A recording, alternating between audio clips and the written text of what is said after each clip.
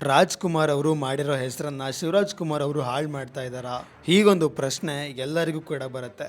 ಯಾಕಂದ್ರೆ ಸದ್ಯಕ್ಕೆ ಕನ್ನಡ ಚಿತ್ರರಂಗದಲ್ಲಿ ಮೋಸ್ಟ್ ಸೀನಿಯರ್ ಆಕ್ಟರ್ ಅಂತ ಬಂದ್ರೆ ಅದು ಶಿವಣ್ಣ. ಶಿವಣ್ಣ ಅವ್ರ ಬಗ್ಗೆ ನಾನು ಯಾಕೆ ಹೀಗೆ ಹೇಳ್ತಾ ಇದ್ದೀನಿ, ಹಾಗೆ ಅವರ ಹೊಸ ಸಿನಿಮಾ ಬಗ್ಗೆ ಕೂಡ ನಾವು ತುಂಬಾನೇ ಬ್ರೀಫ್ ಆಗಿ ಡಿಸ್ಕಸ್ ಮಾಡೋದಿದೆ.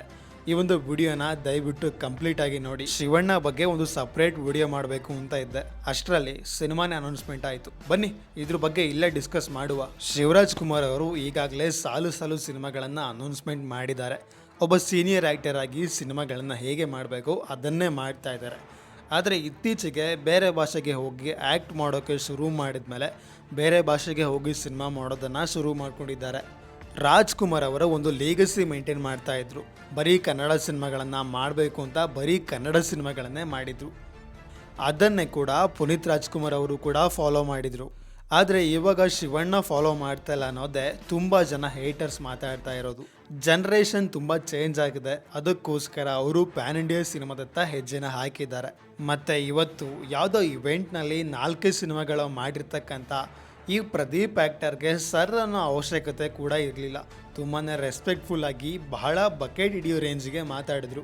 ಪ್ರದೀಪ್ ಅಂತ ಕರೆದಿದ್ರೆ ಸಾಕಾಗಿತ್ತು. ಒಬ್ಬ ಸೀನಿಯರ್ ಆ್ಯಕ್ಟರ್ ಆಗಿ, Kannada film industry senior actor ಆಗಿ ಈ ಥರ ಸರ್ ಅಂತ ಒಬ್ಬ ಜೂನಿಯರ್ನ ಕರೆಯೋದು ಚೆನ್ನಾಗಿಲ್ಲ. ನಿಜವಾಗ್ಲೂ ಶಿವಣ್ಣ ಹೀಗೆ ಯಾಕೆ ಮಾಡ್ತಾ ಇದ್ದಾರೆ ಅಂತ ಗೊತ್ತಾಗ್ತಾ ಇಲ್ಲ. ಡೇ ಬೈ ಡೇ ಶಿವಣ್ಣ ಮೇಲೆ ರೆಸ್ಪೆಕ್ಟ್ ಜಾಸ್ತಿ ಆಗ್ತಾ ಇದೆ, ಆದರೆ ಸಮ್ಟೈಮ್ಸ್ ಡಿಸಪಾಯಿಂಟ್ ಆಗುತ್ತೆ.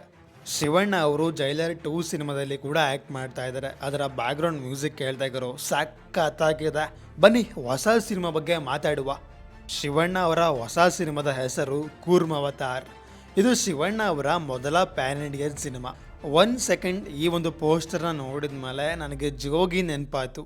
ಶಿವಣ್ಣ ಅವರ most famous interesting blockbuster cinema ಅಂದರೆ ಅದು ಜೋಗಿ.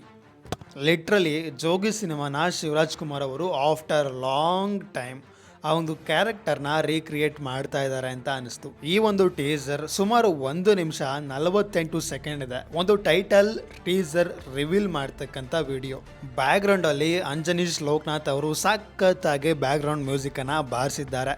ಸಂಸ್ಕೃತ ಮಂತ್ರಗಳು ಮತ್ತು ದೈವಿಕ ಅನುಭವ ಕೊಡ್ತಕ್ಕಂಥ ಸಂಗೀತನ ಕರೆಕ್ಟಾಗಿ ಸಿಂಕ್ ಮಾಡಿದ್ದಾರೆ. ಸಿನಿಮಾದಲ್ಲಿ ಸಂಬಂಧಪಟ್ಟಿರೋ ಹಾಗೆ ಶಿವರಾಜ್ ಕುಮಾರ್ ಅವರ ಜೊತೆಗೆ ರಾಜ್ ತರುಣ್, ವರಲಕ್ಷ್ಮಿ, ಶರತ್ ಕುಮಾರ್, ಶಿವಾಜಿ, ಸಾಯಿ ಕುಮಾರ್ ಹೀಗೆ ಹಲವು ದಿಗ್ಗಜ ಕಲಾವಿದರು ಕೂಡ ನಟಿಸ್ತಾ ಇದ್ದಾರಂತೆ. ಹರ್ಷವರ್ಧನ್ ಕಡಿಯಾಲ ಅನ್ನೋರು ಸಿನಿಮಾನ ಡೈರೆಕ್ಷನ್ ಮಾಡ್ತಾ ಇದ್ದಾರೆ. ಶಿವರಾಜ್ ಕುಮಾರ್ ಅವರು ಒಬ್ಬ ಶಿವನ ಕ್ಯಾರೆಕ್ಟರ್ನ ಮಾಡ್ತಾ ಇದ್ದಾರೆ ಅನ್ನೋದು ಈ ಒಂದು ವಿಡಿಯೋ ನೋಡಿದ್ರೆ ಗೊತ್ತಾಗತ್ತೆ. ವಿಡಿಯೋ ಸಂಪೂರ್ಣವಾಗಿ ಒಂದು ನಿಗೂಢವಾಗಿದೆ ಮತ್ತು ಧಾರ್ಮಿಕ ಸಂಪ್ರದಾಯಗಳ ದೇವತಾ ಅವತಾರಗಳನ್ನು ಕೂಡ ತೋರಿಸ್ತಾ ಇದೆ. ಇಲ್ಲಿ ಇರೋ ಟೈಟಲ್ನ ಪ್ರಕಾರ ಇಲ್ಲಿ ಶಿವಣ್ಣ ಅವರು ಮತ್ತೆ ಪೌರಾಣಿಕ ಸಿನಿಮಾಗೆ ಲಗ್ಗೆ ಇಟ್ಟಿದ್ದಾರೆ, ಅಥವಾ ಆಧ್ಯಾತ್ಮಿಕ ಕಥಾ ವಸ್ತುವನ್ನು ಹೊಂದಿರತಕ್ಕಂಥ ಸಿನಿಮಾ ಕೂಡ ಆಗಿರ್ಬೋದು.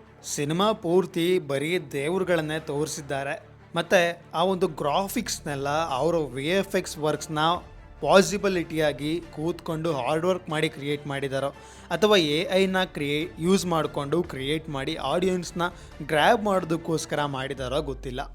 ಸಿನಿಮಾ ಯಾವಾಗ ರಿಲೀಸ್ ಆಗುತ್ತೆ ಅನ್ನೋದ್ರ ಬಗ್ಗೆ ಕೂಡ ಮಾಹಿತಿಯೇ ಇಲ್ಲ. ಬಹುಶಃ ಈ ಸಿನಿಮಾ 2030ನೇ ಇಸ್ವಿಯಲ್ಲಿ ರಿಲೀಸ್ ಆಗ್ಬೋದು ಅಂತ ಅನ್ಕೋತೀನಿ. ಯಾಕಂದರೆ ಶಿವಣ್ಣ ಅವರ ಲೈನಪ್ ನೋಡಿದ್ರೆ ನಿಜವಾಗ್ಲೂ ಶಾಕ್ ಆಗ್ತೀರಾ, ಸ್ವಲ್ಪ ಶೇಕ್ ಕೂಡ ಆಗ್ಬೋದು. ಇಲ್ಲಿವರೆಗೂ ವಿಡಿಯೋ ನೋಡಿದ್ದಕ್ಕೆ ಧನ್ಯವಾದಗಳು. ಹೆಚ್ಚಿನ ವಿಡಿಯೋಗಳಿಗಾಗಿ ಸಬ್ಸ್ಕ್ರೈಬ್ ಮಾಡಿಕೊಂಡು ಸಪೋರ್ಟ್ ಮಾಡಿ. ಮುಂದಿನ ವಿಡಿಯೋದಲ್ಲಿ ಸಿಗುವ. ನಮಸ್ಕಾರ.